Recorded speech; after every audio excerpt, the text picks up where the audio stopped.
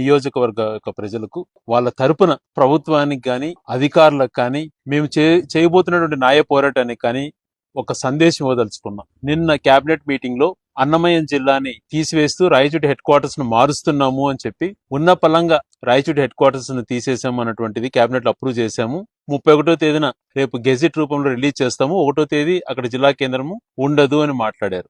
మాట్లాడుతూ గౌరవ మంత్రి గారు రాయచోటి నియోజకవర్గానికి సంబంధించి ఏ ఒక్కరూ సపోర్ట్ చేయడం లేదు అని చెప్పి ఒక అవమాన రీతిలో ఒక నియోజకవర్గాన్ని కించపరిచే విధంగా ప్రజల యొక్క మనోభావాలు దెబ్బతినే విధంగా మాట్లాడాడు. మీరే ఒకటి ఆలోచన చేయండి. ఈరోజు పార్లమెంటరీ కేంద్రాన్ని ఒక జిల్లా కేంద్రంగా తీసుకున్నప్పుడు ఆ రోజు సెంట్రల్లీ లొకేషన్ గా రాయచోటి ఉన్నప్పుడు మరి మీరు మదనపల్లిని సపరేట్ చేస్తూ మీరు రాయచోటిని మీరు కార్నర్ చేస్తూ ఇటుపక్క విద్వేషాలు మీరు రెచ్చగొట్టి మళ్ళా ఏదో ఎవరు మీకు సపోర్ట్ లేరు, మీరు ఒంటరిగా మిగిలిపోయారు అన్నటువంటి హేళనగా రెవెన్యూ మంత్రి గారు అనగాని సత్యప్రసాద్ గారు మాట్లాడడం చాలా దుర్మార్గం. ఒక ముఖ్యమైనటువంటి విషయము అందరూ గమనించాల్సిన అంశం ఏంటంటే ఈ ప్రభుత్వం ఎన్నికల ముందనేమో చంద్రబాబు నాయుడు గారు రాయచోటి జిల్లా నియోజకవర్గం కొనసాగుతుంది, హెడ్ క్వార్టర్స్ గా కొనసాగుతుంది అని చెప్పారు. మరి ఉన్న పలంగా నవంబర్ 27న 2 నోటిఫికేషన్లు ఇచ్చారు. రాష్ట్ర వ్యాప్తంగా వివిధ నోటిఫికేషన్లతో పాటు ఈ జిల్లాకు సంబంధించి 2 నోటిఫికేషన్లు ఇచ్చారు. 27/11/2025 జీవో నెంబర్ 1500, జీఓఆర్టీ నెంబర్ 1500. అందులో వాళ్ళు మెన్షన్ చేసిన అంశము పీలేరులోని కొన్ని మండలాలు, అలాగే పుంగనూరుకు సంబంధించిన కొన్ని మండలాలు, మదనపల్లె మండలాలు, తర్వాత తంబలపల్లె మండలాలు, 2 మదనపల్లెలో ఉన్న రెవెన్యూ డివిజన్ లో ఉన్నటువంటివి, రాయచూరు రెవెన్యూ డివిజన్ లో ఉన్నటువంటి కొన్ని మండలాలు అన్ని తీసుకెళ్లి పలంనేరులో ఉన్నటువంటి కొన్ని రెవెన్యూ డివిజన్లతో మదనపల్లె హెడ్ క్వార్టర్స్ చేయబోతున్నాము, దీనిపైన మీ అభిప్రాయాలు చెప్పండి అని చెప్పి 27/11 ఒక జీవో ఇచ్చారు. అదే రోజున మరొక జీవో నెంబర్ 1501. ఆ జీవోలో ఏం మెన్షన్ చేశారు? ఒంటిమిట్ట, సిద్ధవోట 2 మండలాలు కడపలో ఉన్నాయి, దీన్ని రాజంపేటలో కలపాలి, తద్వారా అన్నమయ్య జిల్లాకు వస్తుంది, దానిపైన మీ అభిప్రాయాలు చెప్పండి అని చెప్పి ఈ 2 నోటిఫికేషన్లు జీవో రూపంలో ఇచ్చి 30 రోజుల సమయంలో మేము నిర్ణయం తీసుకుంటాం అన్నట్టుగా చెప్పారు.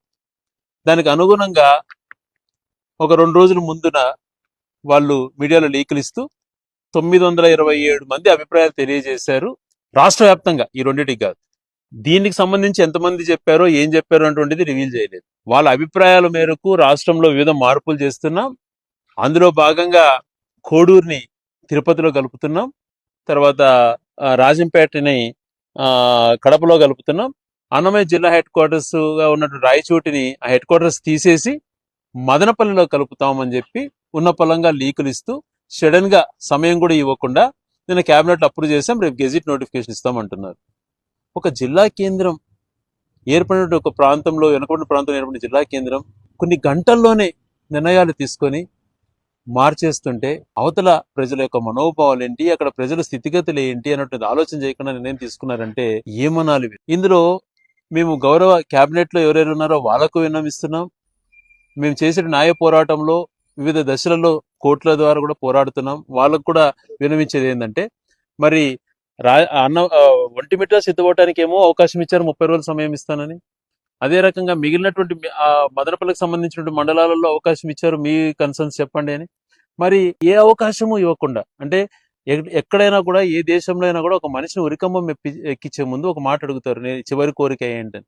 అట్లా కూడా ఏమి అడగకుండా రాయచోటి నిజంగా మీ మనోభావాలు ఏమని అనకుండా మీకు నోటిఫికేషన్ ఇచ్చింటే మాకు కూడా 30 రోజుల క్రితం మీ అభిప్రాయాలు ఏంటి, మీ జిల్లా ఎత్తేయబోతున్నాం, మిమ్మల్ని మదనపల్లిలో కలపబోతున్నాం, మీ అభిప్రాయాలు ఏంటి అన్నటువంటి అడగలేదు. లేదు మీరు ఏ ప్రాంతంలో కలవాలనుకుంటున్నారు అన్నటువంటి అభిప్రాయాలు అందరిని అడిగినట్టుగా ఈ రాయచోటికి మెన్షన్ చేయలేదు. ఇది దుర్మార్గం కదా. ప్రజాస్వామ్యంలో ఈ పద్ధతి అవలంబించట్లా. ఈరోజు తీసుకుని నువ్వు కలుపు, కోడును అక్కడ కలిపినావు, మిగతాటి సిద్ధవటం ఒంటిమిట్ట ప్రజలు కోరుకునే విధంగా కడపలో కలిపినావు, రాజంపేటను కలిపావు, ఓకే ఫైన్. కానీ మా రాయచోటికి సంబంధించి మేము హెడ్ క్వార్టర్స్ తీసేస్తున్నాము, మీరు ఏ ప్రాంతంలో కలవాలనుకుంటున్నారు, మిమ్మల్ని ఇట్లా మదనపల్లిలో కలిపేస్తున్నాము, ఇంకోటో మీ అభిప్రాయాలు చెప్పండి అన్నటువంటిది మాకేమైనా నోటిఫికేషన్ ఎందుకు ఇవ్వలేదు? తప్పు కదా ఇది. మరి ఈ నోటిఫికేషన్ ఇవ్వకుండానే జిల్లా హెడ్ క్వార్టర్స్ ఎత్తేయడం ఎంతవరకు సమంజసం?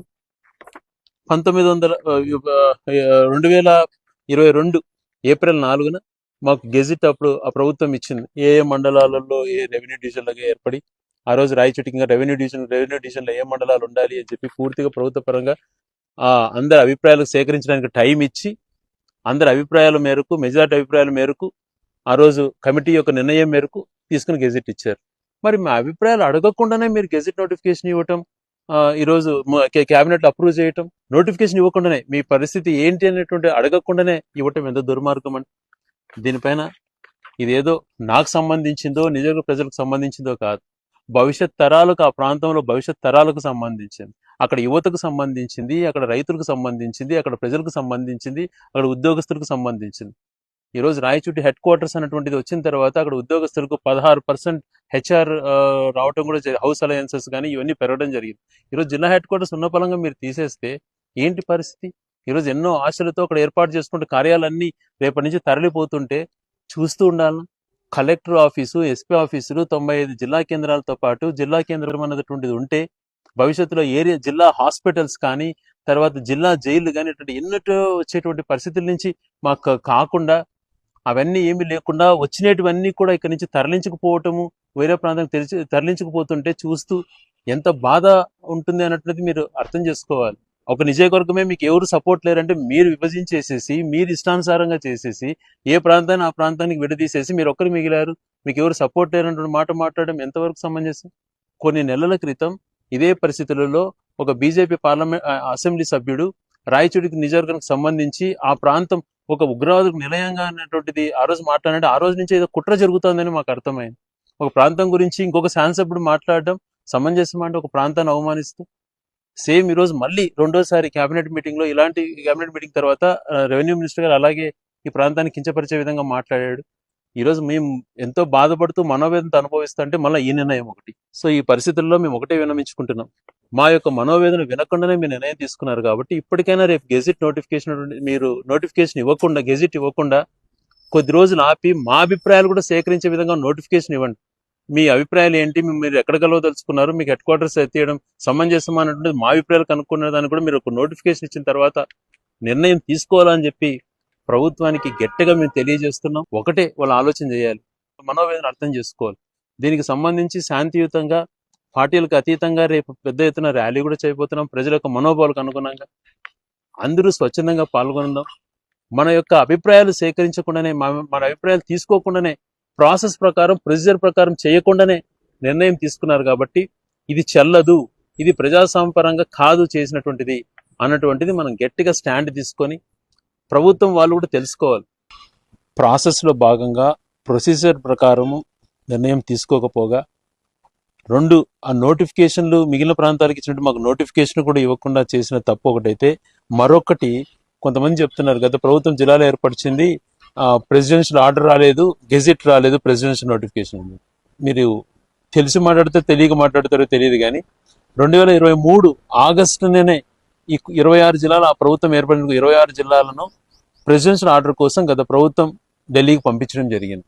అది ఎన్డీఏ ప్రభుత్వం వచ్చిన తర్వాత వీళ్ళు దాన్ని సరిగా ఫాలో అప్ చేయకపోతే వాళ్ళంతకు వాళ్ళు కూడా ఇవన్నిటినీ కూడా విశ్లేషించుకొని ప్రెసిడెన్షియల్ ఆర్డర్ కూడా ఇచ్చేసారు. 26 జిల్లాలను గుర్తిస్తూ ప్రెసిడెన్షియల్ ఆర్డర్తో పాటు గెజిట్ కూడా ఇచ్చేసింది.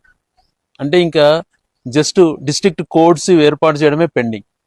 ఇటువంటి పరిస్థితులలో అన్ని ఏర్పడిన తర్వాత, ప్రెసిడెన్షియల్ ఆర్డర్ కూడా వచ్చిన తర్వాత ఇప్పుడు విభజించడం అన్నటువంటిది ఎంత బాధ ఉంటుందో, ఒకసారి ఆవేదన ఎంత ఉంటుందో ఒక్కసారి అర్థం చేసుకోమంటున్నా. సింపుల్గా ఏదో అయిపోయింది నెక్స్ట్ ఏదో చూసుకుంటాం అన్నటువంటి చెప్పి తప్పించుకోవడం కాదు. ఈ బాధ ఏ పార్టీదో ఒకసారి ఆలోచన చేయమంటున్నా. కాబట్టి ప్రెసిడెన్షియల్ ఆర్డర్ వచ్చింది, మీరు మా మనోబలం సేకరించకుండా హడావిడిగా మీరు ఏదో పొలిటికల్ నిర్ణయం తీసుకుంటున్నారు అనిపించే విధంగా స్పష్టంగా కనపడుతుంది. కాబట్టి వెంటనే మీ ఆలోచన మార్చుకోవాలి అని చెప్పి గట్టిగా చెప్తాం.